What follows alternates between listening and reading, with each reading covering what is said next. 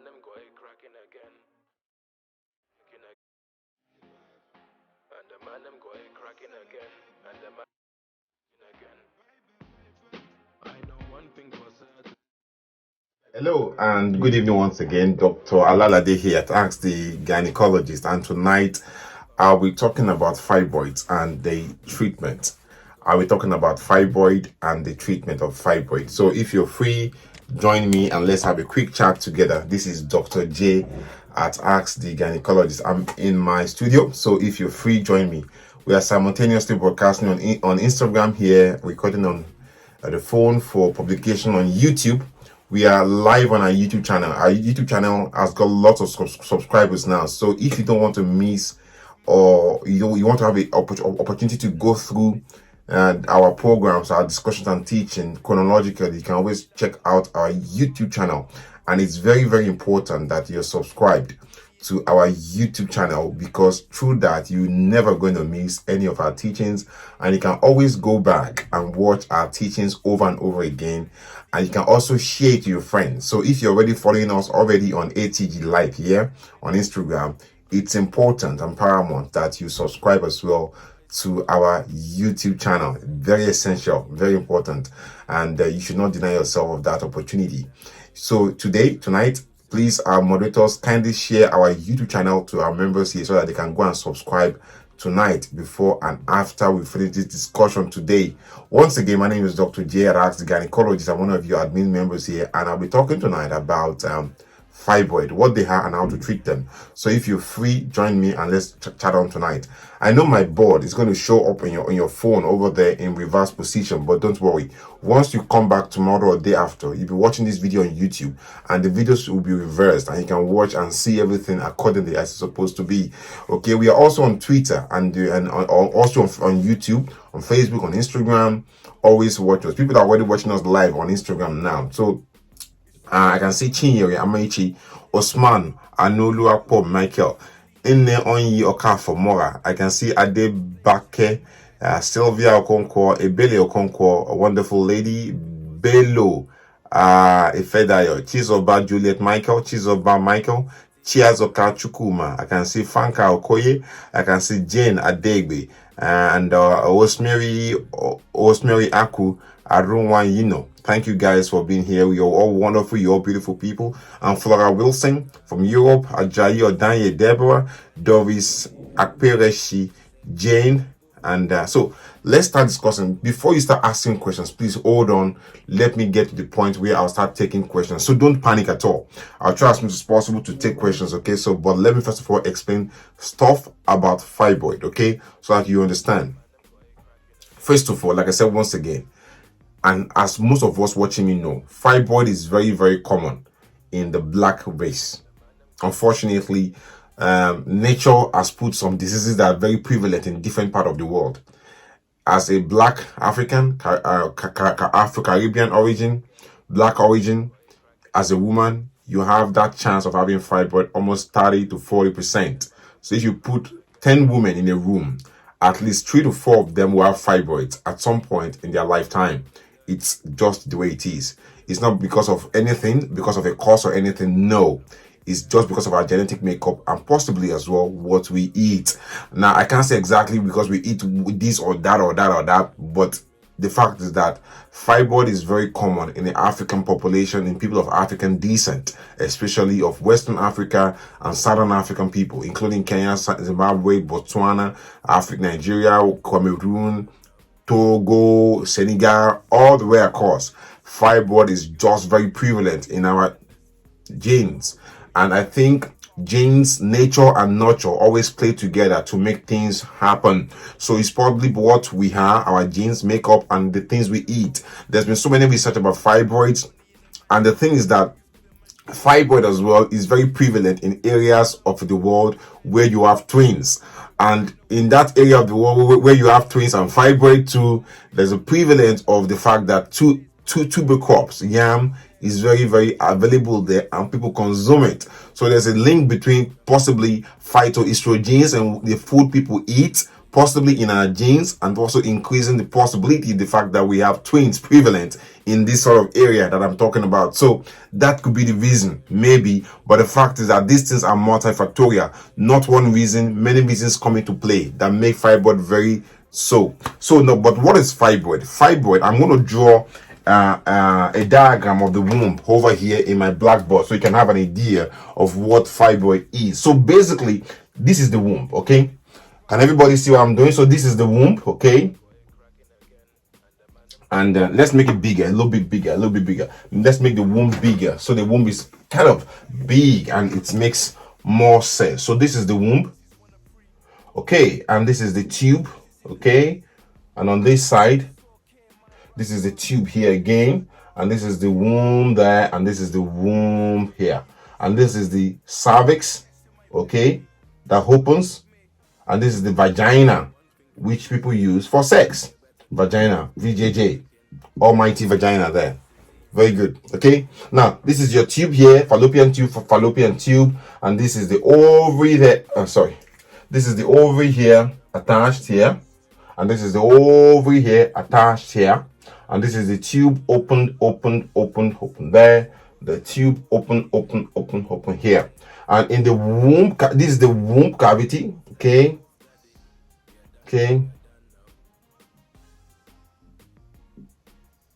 that's the womb cavity.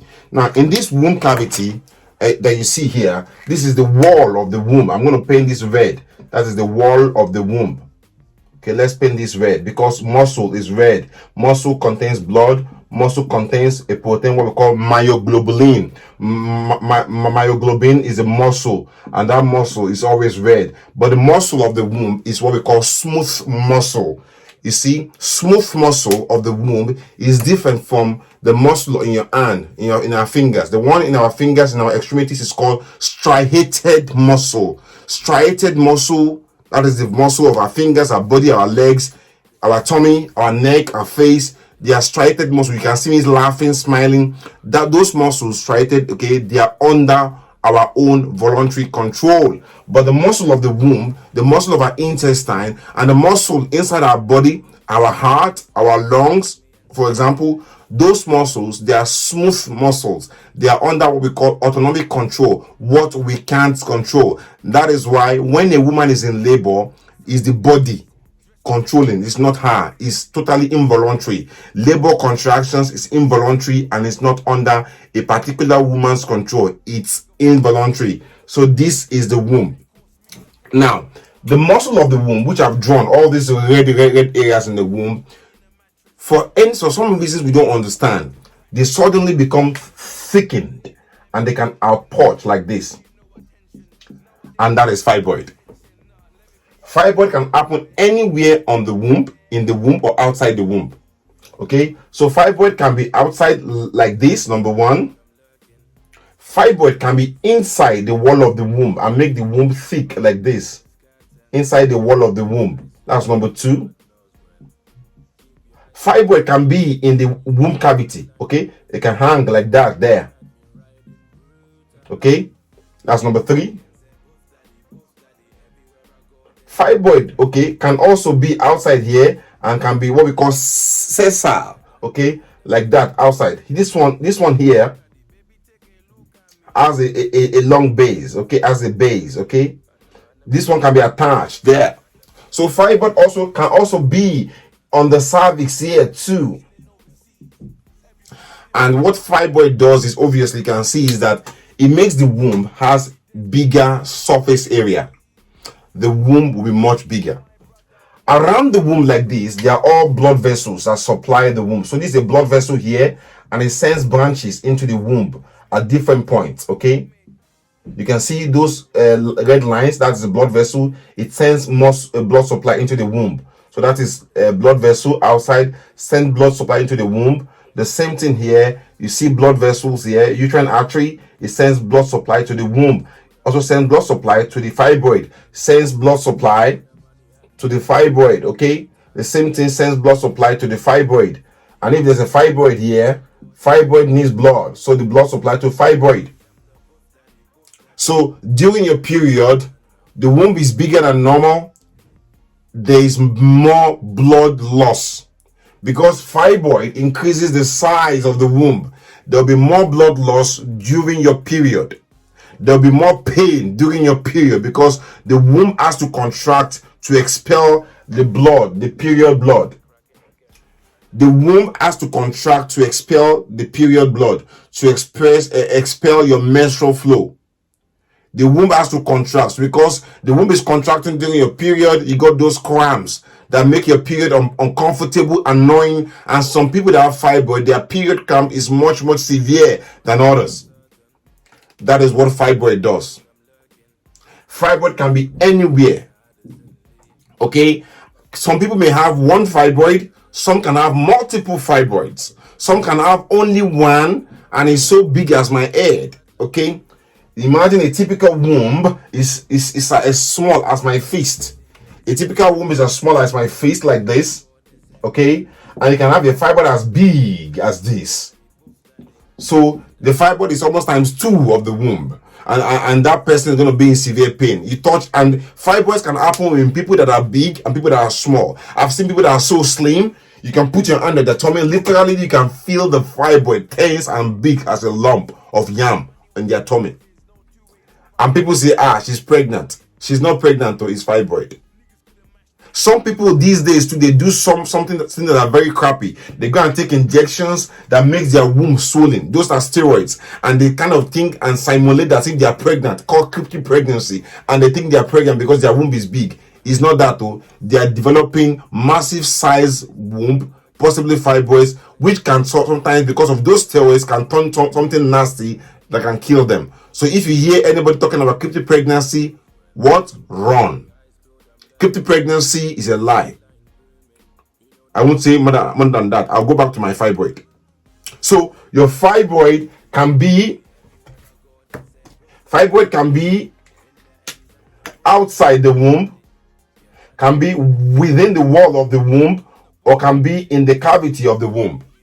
Are you with me? So fibroid can be here outside the wall of the womb, like all these ones, can be within the wall of the womb, like all these ones, can be in the cavity of the womb, like all these ones here.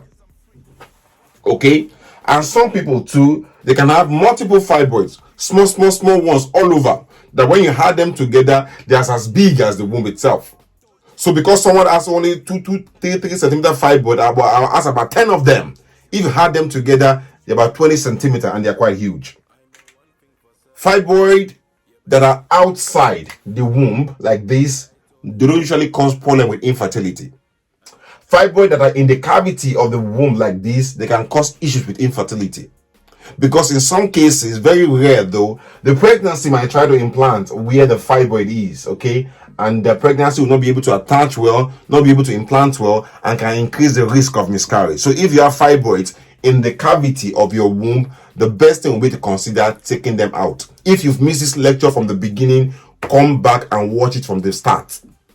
If you've missed this lecture from the beginning, watch it from the start again, or at some point go and watch it on our YouTube channel. It will be there clearly in a proper way. Now, since now you know that fibroid can be like this, now how do we treat fibroid? How do we manage fibroid? How do we overcome them? If you've read my post yesterday or today, I mentioned 3 particular ways of treating fibroid. 3 main ways.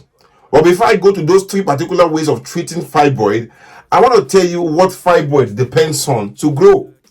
It's important you know this. And the reason is 1, fibroids need hormone called estrogens to grow. And these hormones, estrogens, are produced by the ovary. The ovary produces estrogens and it filters into the bloodstream. And at some point, some will get into the fibroid and will cause them to be big too.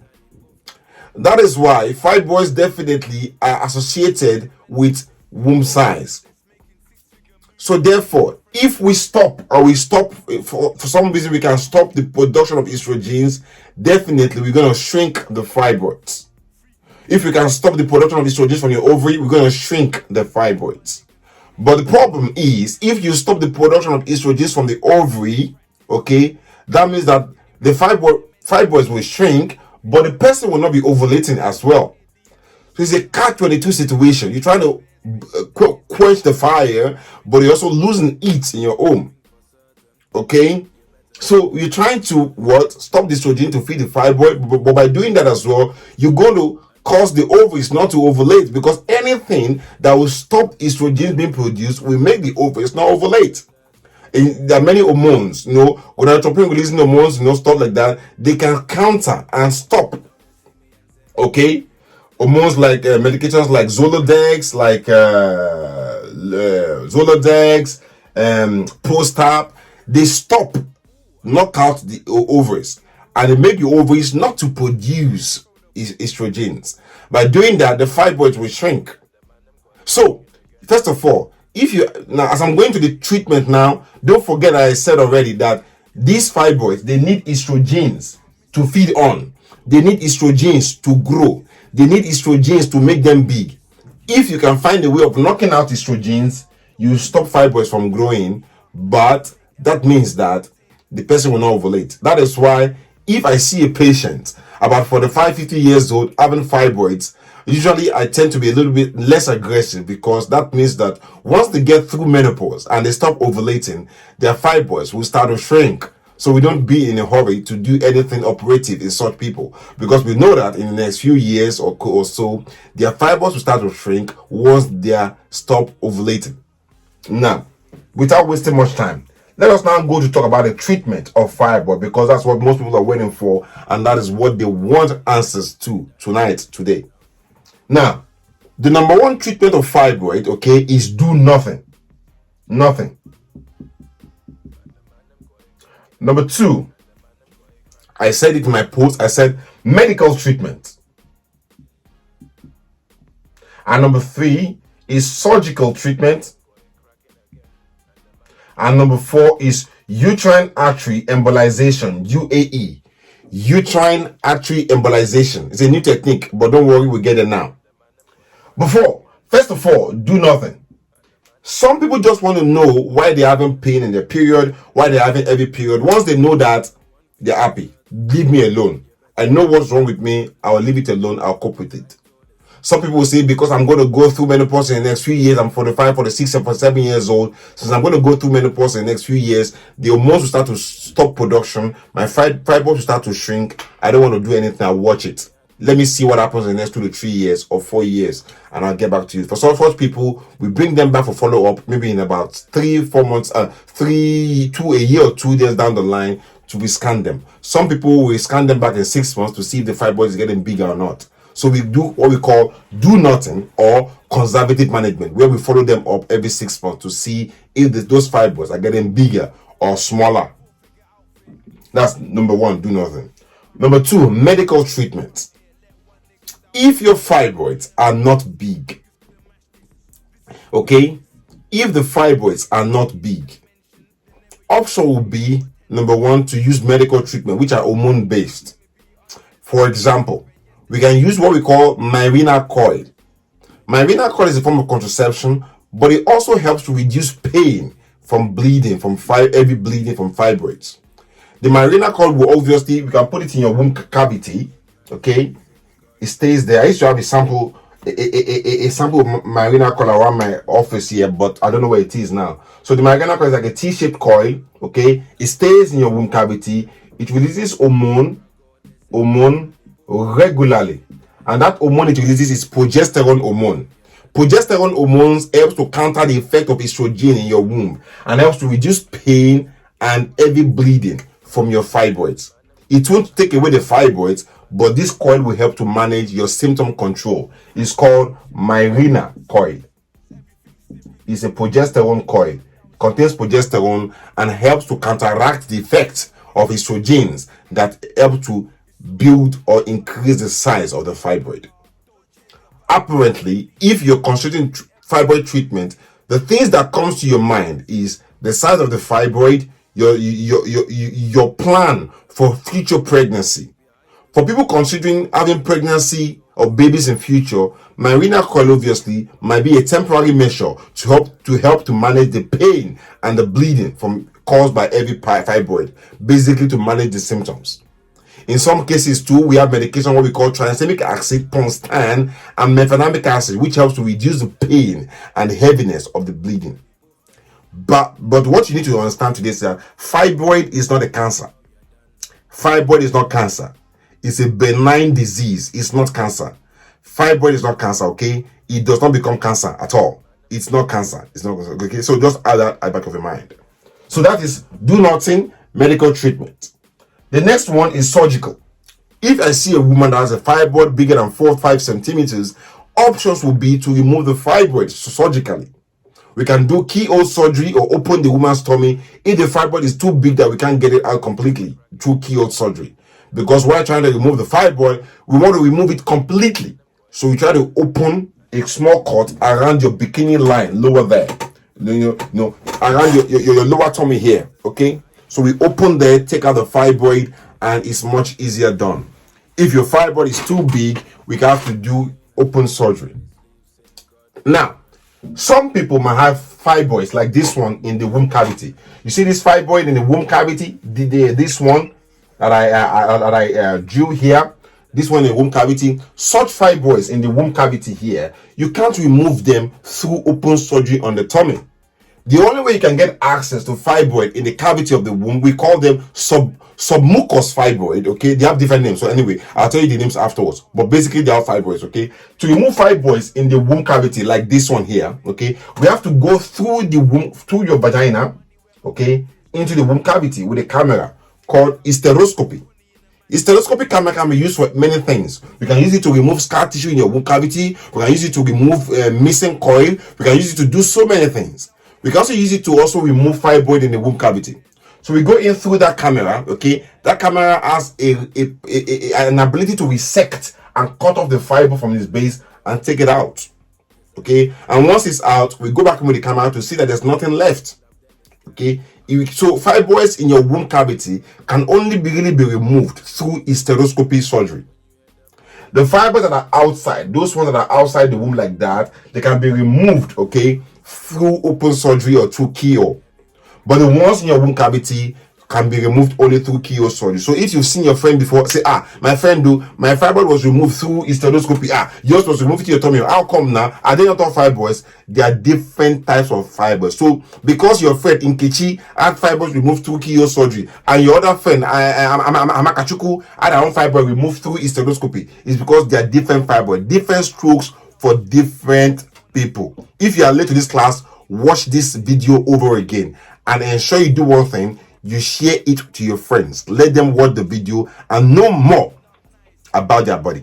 Now, there's been a new treatment called Uterine Artery Embolization, UAE, not the one in Dubai, not United Arab Emirates, but UAE stands for Uterine Artery Embolization. And what does this mean? Now follow me. Remember, I made, let me clean this up and make it a little bit better for our viewers, so that people will understand what I'm trying to say with this uterine artery embolization. Now, I'm going to make this diagram a bit fanciful. So now this is the wall of the womb, okay? Very good.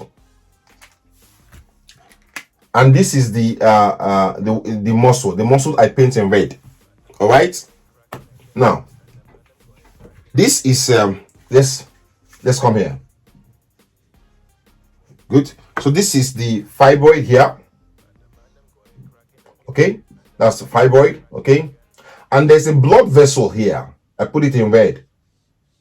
Okay, this blood vessel is everywhere. Okay, it sends blood supply to the womb. Blood supply to the womb. Okay, also sends blood supply to the fibroid. Can you see that? So it sends blood supply to the fibroid. This one that I paint in thick red.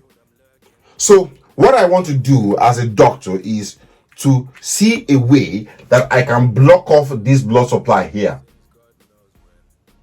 Okay, can everybody see that? So I want to find a way where I can block off this blood supply here, so that blood supply and this other one too, that is feeding the fibroid, I can block them off, so that this fibroid will start to die and it will fall away, or the body will reabsorb it. So we use what we call what we call interventional radiologists, or people that have expertise in able to locate the blood vessel. And then we use some what we call inert material. We now put it into the blood vessel and occlude and block. So, example now, this is the blood vessel, okay? And let's make it better. So, I hope everybody can see now. This is the fibroid here. This is the blood vessel that feeds the fibroid. For example, okay. So what we do, okay, we find a way of getting into that blood vessel. Some doctors, that's their job, okay, and they put a block to block the blood vessel like this, so that fibroid does not get blood vessel and it starts to die. But you must understand that once we decide, or once you decide with us that you want to do uterine artery embolization, what it means is that you don't plan to get pregnant again. The reason is that once you try to block off the blood supply to that particular fibroid, you also destroy blood supply to some parts of the womb. And that will affect implantation and the ability of the womb to carry future pregnancies. So therefore, if you're going for uterine artery embolization, uterine artery embolization, this is the emboli, okay? We put surgical emboli, we put therapeutic emboli, we put, okay? It's not the emboli you have from pulmonary embolism in your lungs. We put it therapeutically with some specially designed material, which are expensive. We put it into your blood vessel by the doctors called interventional radiologists, okay? Or whatever name they are called. They put it there to block it off. So that fibroid will start to die. But it will invariably affect other part of the womb too, and there will be some blood supply cut off. But the body has a funny way of finding newer blood vessels, what we call neovascularization. Some new blood vessels can grow from nowhere, from the womb, from the other part of the body, and supply that fibroid again. So we need to check the woman up 3 to 6 months after the operation, because the fibroid can receive new blood vessels attachment from different areas of the body. But once we decide to do that, okay, the idea is that, Madam, you're not planning for future pregnancy, because by doing uterine artery embolization, if you get pregnant in future, it means that you might miscarry. So if you and your doctor agree for that plan, you've automatically consented to the fact that, doctor, my husband, myself, God, about God, I'm not having babies anymore. There's no going back. You can't go back and go and retrieve or remove those pellets, those pellets used to block the blood vessel. We can't go back and remove it. It's there. We leave it there forever. Okay? But also, when this fibroid is shrinking, okay, it can cause pain. It can cause infection. It can cause some funny discharges. So you need to go back to your doctor if you notice severe pain, offensive discharge, which could be infection, that might need treatment. I've seen a lady before about 3 years ago. She had uterine artery embolization, but she came back with endometritis, infection in the womb. Endometritis is infection in the womb wall. So we have to treat her quickly. And some cases too, there could be bad infection in the womb cavity that might result into hysterectomy, which we might need to consider taking out the womb completely.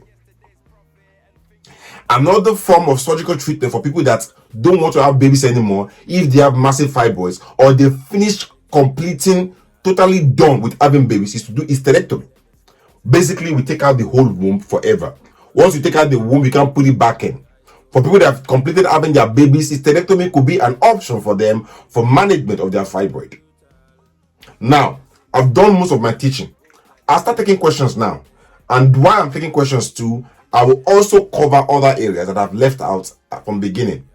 Once again, my name is Dr. Alalade, one of your admins at AsktheGynaecologist, and I'm here for you to answer your questions on Instagram Live and on Facebook. On Facebook now we have about 466 people watching, and we're also recording simultaneously for publication on YouTube. It's my pleasure to be here. So it's a question from Peace Udechuku. She's saying, the way you demystify human anatomy, physiology, and pathology is great. Well done, sir. Thank you so much, Peace. God bless you. There's a question here from Ezem Ukuchuku Chenwe. She says she's very happy listening today. I'm also happy, and from my heart, I just feel that simple joy and satisfaction that people can understand how their body works, and I can make lives better by them listening to this discussion. So the question here from Abdullah Village is asking that, can fibroid block tubes? Technically, fibroids cannot block tubes, but theoretically, they can block tubes.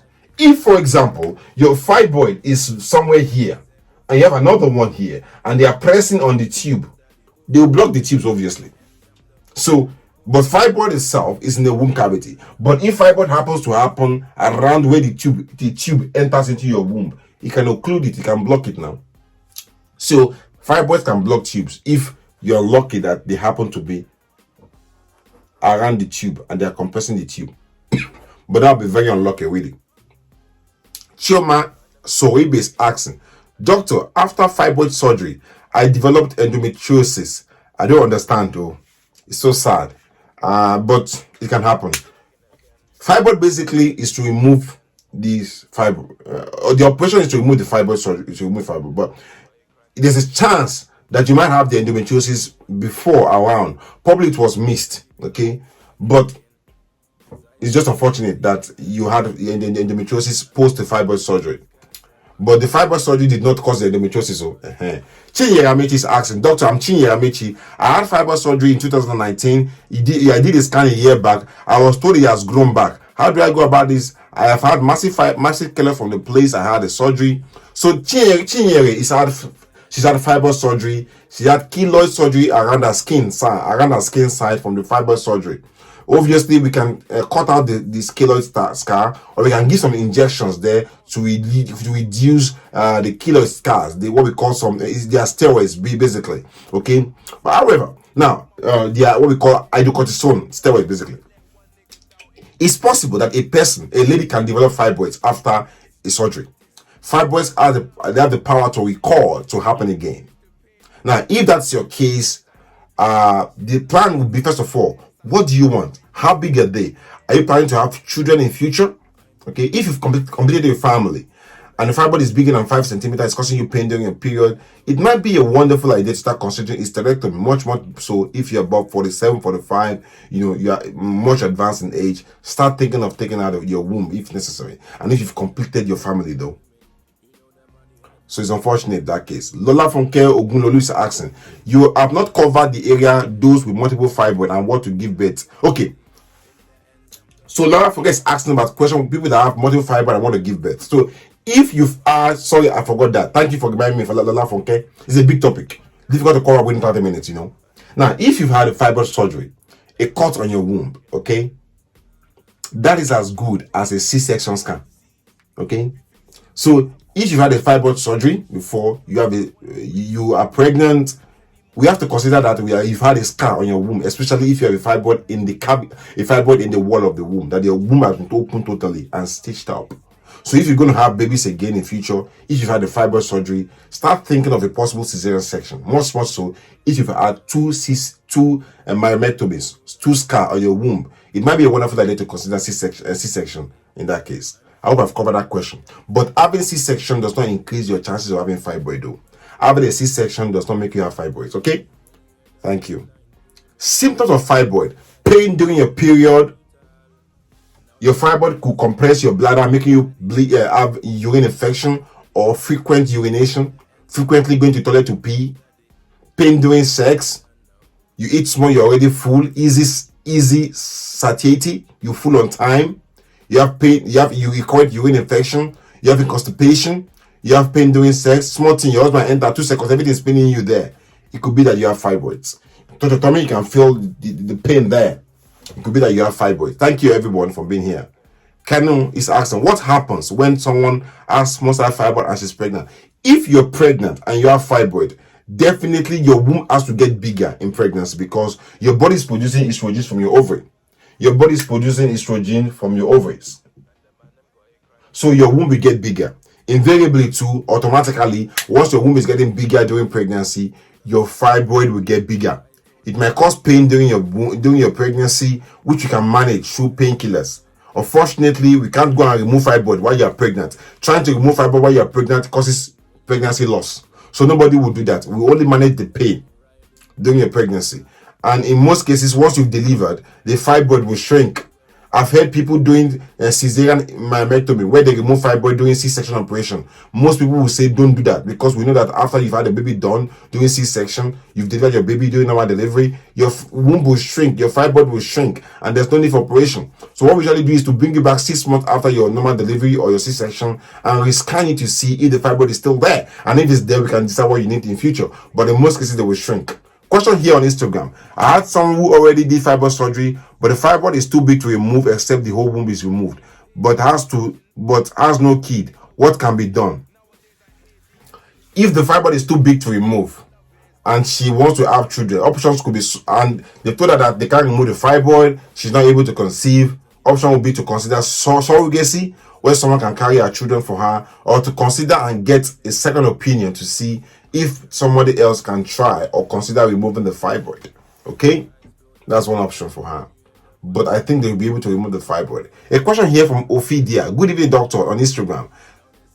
Please always pin topics so we can understand when we are late. Yes, that's fine. Thank you so much, Ophi. I'll pin the topics so that you can get it. Okay, thank you for bringing that to my attention. God bless you. Someone said she did fibroid surgery 8 months ago. I'm trying to get pregnant. What can she do? First things first is to do HSG to check that is there any blockage in your tube. So do HSG. If you try to get pregnant, you've had a fibroid surgery before, do HSG to check whether there's any blockage in your tubes. Very important. My contact, Damilola Okela, she wants my contact. Yes, you can join the premium services and my secretary will give you my contact and you can contact me on my WhatsApp. Or you can also follow the link or given already here on our Facebook page here by our team of moderators on Facebook on our group here. And you can contact me and I'll go through any concern that you might have. Someone is saying that after embolization, can she go for IVF? No. Remember I said that if you are going for embolization, that means that you plan not to get pregnant again. So if you are going for embolization, the thought is that I'm not getting pregnant again, whether naturally, whether IVF. So if you're going for embolization, you can't do IVF again. Forget about it. Okay, there's no kana there. If you're going for uterine artery embolization, pregnancy, babu, pregnancy, no way. Pregnancy, kosi. You see, there's there's no bending there. It's a fact. Okay. How do you subscribe? Chioma Soribe. Vivian will give you the link to subscribe to our services. Okay. Doctor, can someone with small fibroid outside the womb conceive? Yes. Yes, you can conceive. Prolactin 22, progesterone 3.8, hormone okay is not okay. Your prolactin is too high at 22. Your progesterone, if your progesterone is not on day 21, is very low. If your progesterone day 21 should be at least 20 or more. If it's less than that, we have to watch it. Some people have progesterone 12 and they're still ovulating though, but I want it to be 20 or more, okay? But progesterone 3.8 is too low. You're likely not ovulating. We need to check your FSH, check your LH. So get in contact with me. Man is saying that she's having pains from pelvic scan and she has anterior fibroid nodule. If the fibroid nodule is probably too small to cause pain, okay, but we need to know the size. We need to know whether they are multiple. We need to know where they are. Then we can be able to advise you better. Anola, doctor, someone with fibroid that is small outside the womb, can she conceive? She can. I know she can conceive. If a patient have a submucosal fibroid and subserosal fibroid, what method can be done surgically? If you have a subserosal fibroid, that is fibroid outside here, if it's too big, more than 4 centimeters, it's probably need to be removed through open surgery. If it's smaller than 4 centimeters, you can use keyhole surgery. If you have fibroid submucosa in your womb cavity, it has to be removed through hysteroscopy. Hysteroscopic resection of fibroid. Okay? That is that for in your case, Oluwatomi, Anjola. What could make one tummy big even after fibroid surgery? Then we have to scan you or do a CA or MRI scan to see what's going on. Okay? Probably you have a fibroid recur. Probably you have ovarian cyst. Probably there are other things that we need to know. So you have to do an MRI or ultrasound scan first of all to see what's going on. Okay, as for Sele Joy, thank you. What walk-in consult? No. I can only consult. I'm in London here. You can only consult with me via the platinum video consult. You can also choose the diamond consult, which is phone call conversation. You can also choose the gold service, which is WhatsApp text, or the monthly or the weekly consult. But if you want face-to-face consult, it has to be by video call like this. You can use our platinum video consult, and you can see the links to subscribe for that already on the screen. Thank you everyone once again for joining me tonight. I really appreciate it. Hope to see you soon again tomorrow to talk about wonderful things about the human body, the woman body. Once again, I'm Dr. Alalade, and it's my pleasure to be here with you tonight. God bless you. Have a wonderful day, and have a wonderful Salah break, or the festive period. Have a wonderful break at home, Wednesday and Thursday in Nigeria. God bless you, and hope to see you soon again. Once again. And make sure you are subscribed to our premium services, the platinum, the gold, the diamond. If you want one-to-one consult with me on ATG, we also have the antenatal service, the GTC service. You can also join that. It's an open Telegram group though, for the people trying to get pregnant. If they can't subscribe for the premium services, that is the GTC, getting ready to conceive. You can also choose the antenatal if you're already pregnant. Don't wait for you to have a miscarriage. Don't wait to have a complication in pregnancy. Don't wait before you bleed in pregnancy before you subscribe. Don't wait. Don't wait to lose pregnancy before you join the antenatal service. Join it today if you're pregnant. Once again, I want to say thank you so much. God bless you. And most importantly, I want to say this before I go. I love you all, and I say so from the deep bottom of my heart, and I mean it genuinely speaking. And I love myself too. See you soon. Have a wonderful day. Bye-bye.